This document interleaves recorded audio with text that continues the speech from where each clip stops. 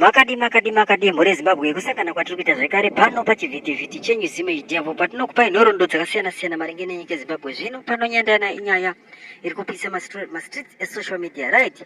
Pana panyaya iri kupisa esocial media yakamira yakadai so.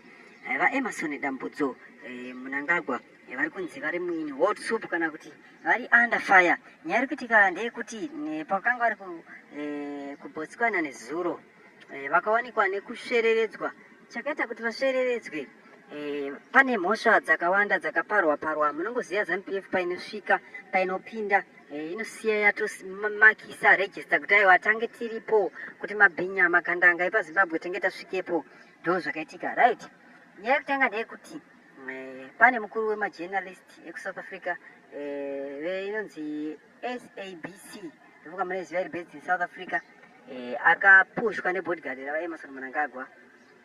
Zvekare vakanga vari pedyo naformer president weBotswana anonzi Masisi anga ari next naye panext vavo pamwe pana akaenda ichifema zvekare, right? Pakashedzwa mazita napresident mutsva achishedza kuti his excellency president so vachitaura Mnangagwa.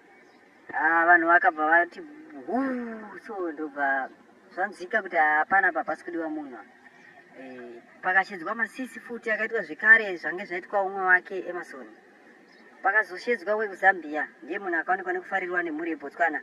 Ndo nyaya ngenda ndikuzivisei kuti aiwa nyaya maitikiro yakaitika yakadai so. Ndokuti enda mhuri yeZimbabwe nekuona kunoita pano pachivhitivhiti chenyu.